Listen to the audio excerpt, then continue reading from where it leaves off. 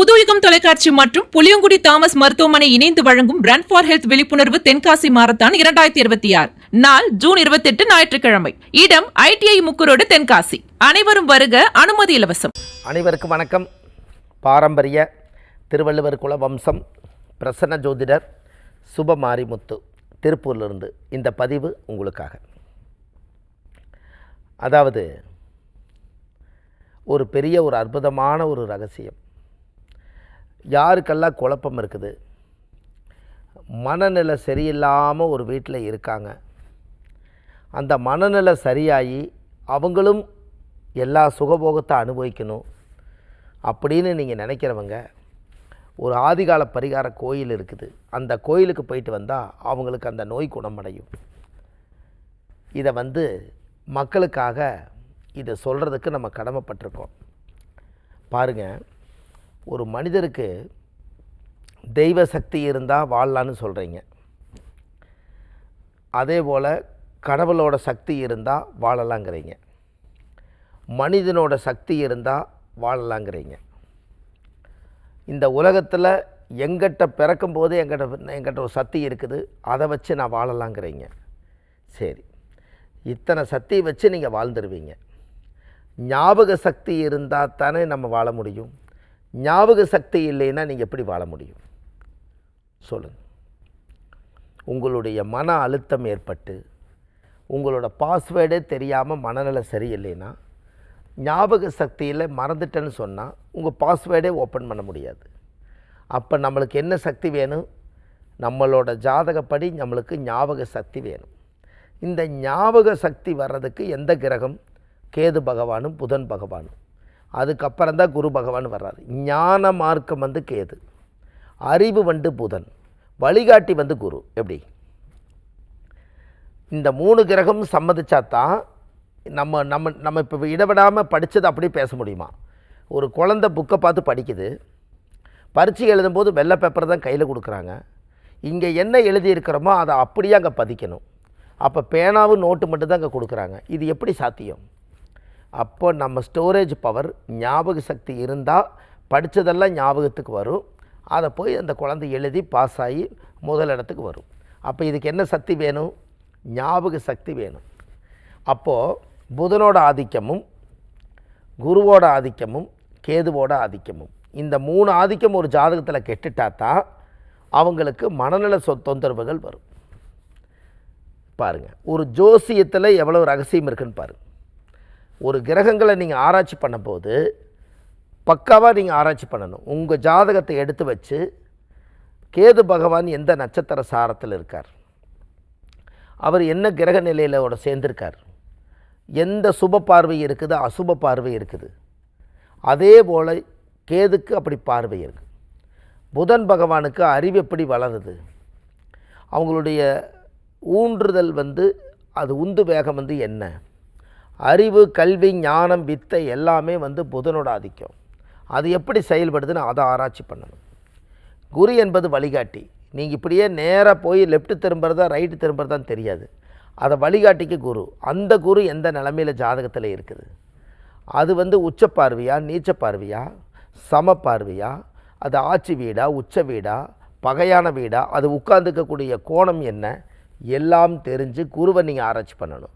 இப்படி மூணு கிரகத்தை ஆராய்ச்சி பண்ணி அந்த மூணு கிரகங்களும் பாவ கிரகங்களுக்கு தொடர்பில்லாமல் சுப பார்வைகள் பெற்று அந்த ஜாதகம் நல்ல சிம்மாசனத்தில் அந்த 12 ராசி கட்டத்தில் ஒரு ஜாதகத்தில் பிறவி எடுத்து அந்த ஜாதகர் பிறந்தால் அவர் ஞாபக சக்தி என்றைக்கும் அழியாத ஞாபக சக்தி எப்பவும் இருக்கும். இப்படி இருக்கணும். அப்போ இந்த மனநல சரியில்லாமல் இருக்கிறவங்களுக்கு இந்த மூணு கிரகம் கெட்டுருச்சுன்னா அவங்களுக்கு அந்த மன அழுத்தமும் மனநிலை சரியில்லாமல் இருக்கும். அப்போ நீங்கள் அதுக்கு ஒரு கோயில் வேணுமல்லவா? ஒரு ஆதிகால பரிகார கோயிலை கொடுத்தா நீங்கள் அங்கே போயிட்டு வந்தால் அது சரியாகுமல்ல? அதுதான். அதாவது திருச்சியில் பிரசன்ன வெங்கடாஜலபதி, திருச்சியில் பிரசன்ன வெங்கடாஜலபதி அந்த கோவில் தான். அந்த கோயிலுக்கு போயிட்டு வாங்க. அங்கே உச்சிகால பூஜை பண்ணுவாங்க. அந்த பூஜை பண்ணி அந்த சாமி மேலே தீர்த்தம் எடுத்து அதை எடுத்து மனநல சரியில்லாமல் இருக்கிறவங்களுக்கு அங்கேயே தங்க வச்சு அவங்களுக்கு தீர்த்தம் தெளிக்கிறாங்க, அவங்களுக்கு மனநல சரியாகுது. குணசீலம், அப்போ திருச்சி பக்கத்தில் குணசீலம் பிரசன்ன வெங்கடாஜலபதி, இந்த கோவிலுக்குள்ள இந்த வைப்ரேஷன் அங்கே இருக்குது. இந்த கோவிலுக்கு போய் சாமிக்கு தேங்காய் பழம், பூமாலை, கல்கண்டெல்லாம் வாங்கி அர்ச்சனை பண்ணி அந்த கோவிலில் போய் நீங்கள் சாமி கும்பிட்டு வந்தாச்சுன்னா உங்கள் வாழ்க்கையில் அந்த மனநல சரியில்லாமல் இருக்கிறவரை சரி பண்ணிட முடியும். இதுக்கு அந்த கோவில் இருக்கக்கூடிய தெய்வம் தான் சாட்சி. அப்போ இப்படி ஒரு பிரமாதமான ஒரு கோயிலுக்கு உங்களுக்கு ஒன்று தெரியுமா? திருச்சியில் குணசீலம்னு ஒரு ஊர் இருக்குது. அங்கே பிரசன்ன வெங்கடாஜலபதினு ஒரு கோவில். அந்த கோவிலுக்குள்ளே இந்த பிரச்சனைக்கு அந்த சக்கரத்தை பதிச்சிருக்காங்க. அந்த கருவறைக்குள்ளே அவ்வளோ ரகசியம் இருக்குது. மனநிலையே சரியாகுதுன்னா பார்த்துக்குங்க. அப்போ ஞாபக சக்தி குறைவாக இருக்கிறவங்க அந்த கோயிலுக்கு போயிட்டு வரலாம். மன அழுத்தம் இருக்கிறவங்க அந்த கோயிலுக்கு போயிட்டு வரலாம். மனநிலையே சரியில்லாமல் இருக்கிறவங்க அந்த கோயிலுக்கு போயிட்டு வரலாம். புத்தி கெட்டு பேசுகிறேன்னு நம்ம சொல்கிறவங்க அந்த கோயிலுக்கு போயிட்டு வரலாம். நம்மளுடைய பேச்செல்லாம் உளருதுங்க அப்படிங்கிறவங்க அந்த கோயில் போயிட்டு வரலாம். ஒரு வேளை நான் 2 தடவை செய்கிறேன், நான் என் பேச்சு நானே கேட்க மாட்டேங்கிறேன் அப்படிங்கிறவங்க அந்த கோயில் போயிட்டு வரலாம். கணவன் மனைவிக்குள்ளே பேச பேச சண்டைகள் வரும்போது மன கண்ட்ரோல் ஆக மாட்டேதுன்னா அந்த கோயில் போயிட்டு வரலாம். எத்தனை பிரச்சனைக்கு அந்த கோயிலை கட்டி வச்சுருக்காங்க பாருங்கள். இது திருச்சியில் தான் இருக்குது அந்த கோவில். பிரசன்ன வெங்கடாஜலபதி அப்படின்னா பாருங்கள். அப்போது இந்த ஜாதகத்தில் முன்னோர்களுடைய கர்ம வினைகளை தீர்க்கறக்கு ஆதி காலத்தில் இந்த கோவில்களை எல்லாம் எப்படி இதை உருவாக்கியிருப்பாங்கன்னு சொல்லுங்கள். அந்த கல், அந்த சாமி சிவன், அந்த பெருமாள், இவங்கெல்லாம் அந்த காலத்தில் கல்லில் தானே சிலை செய்வாங்க. இவங்கெல்லாம் 1000-2000 வருஷமும் அழியாமல் அந்த வானத்திலிருந்து வரக்கூடிய புவியீர்ப்பு சக்தியோட சக்தியை உள்வாங்கி வச்சு அந்த கோயிலுக்குள்ளே போகிறவங்களுக்கு கண்ணுக்கு தெரியாத காத்தலையில் அந்த தோஷங்களை நிவர்த்தி செய்து அந்த ஞாபக சக்தி அவங்க உடம்புக்குள்ளே உட்காருது. அப்போ அதுக்கப்புறம் அவங்க தெளிவாயிடுறாங்க. இன்னும் சொல்லப்போனால் அந்த இடமே அப்போ ஞாபகத்துக்காக இருக்குன்னா அப்போ அந்த இடமே ஒரு புனிதமான இடமாக தானே இருக்கும். அந்த குளத்தில் இருக்கிறத எடுத்து குளிக்கலாம், தீர்த்தம் ஊற்றிக்கலாம், மனநல சரியாயிரும்.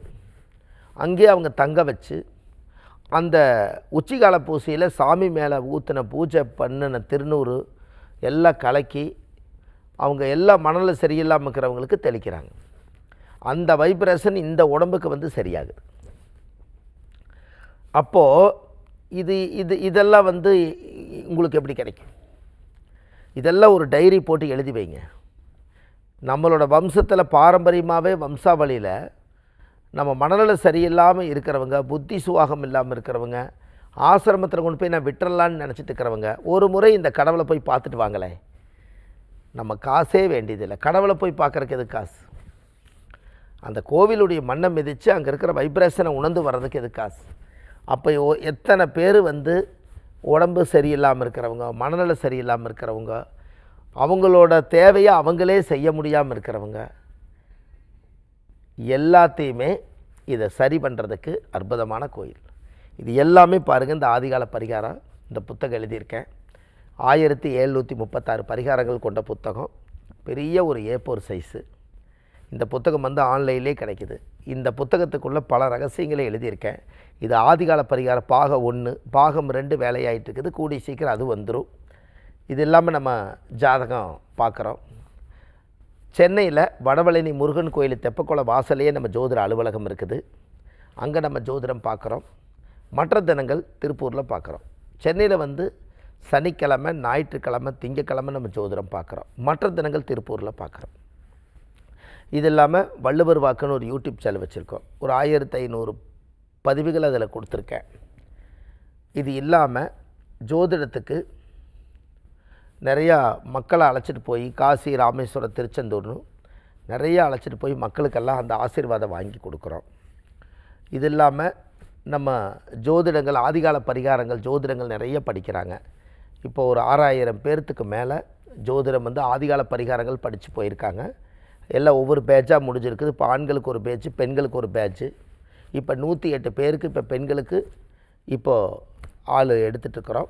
யார் வேணால் நீங்கள் ஜோதிடம் படித்து வரக்கூடிய சந்ததிகளை காப்பாற்றுறதுக்கு அடிப்படையாக நம்ம ஜோதிடம் கற்றுக் கொடுக்குறோம். ஆதிகால பரிகார ஜோதிடத்தை மக்களுக்காக சொல்லி அதில் ஆதிகால பரிகார கோவில்கள் அந்த ஜோதிடத்தினுடைய சூட்சமங்களை எல்லா ரகசியத்தெல்லாம் கற்றுக் கொடுத்து அவங்களையும் ஒரு மிகப்பெரிய ஜோதிடர் ஆகிறதுக்காக ஒரு பேட்ச் இப்போ போயிட்டுருக்குது. இப்போ போகிறது வந்து 108 பெண்களுக்கு இப்போ அவங்களுக்கு கற்றுக் கொடுத்து அவங்களுடைய வம்சத்தை காப்பாற்றுறதுக்கு கண்டிப்பாக இந்த கலை வேணும். இந்த ஜோதிடம் அழிஞ்சிடக்கூடாது. அதுக்காக அடுத்த தலைமுறைகளுக்கு காப்பாற்றுறதுக்கு நிறைய பேர் வரணும். அதுக்காக இந்த ஜோதிட வகுப்பு நடைபெற உள்ளது. வந்து கீழே போயிட்டு இருக்கிற நம்பருக்கு கால் பண்ணிங்கன்னா உங்களுக்கு முழு விவரம் தெரியும் என்று சொல்லி பாரம்பரிய திருவள்ளுவர் குல வம்சம் பிரசன்ன ஜோதிடர் சுபமாரிமுத்து வாழ்வது ஒரு முறை வாழ்த்தட்டும் தலைமுறை. நன்றி, வணக்கம்.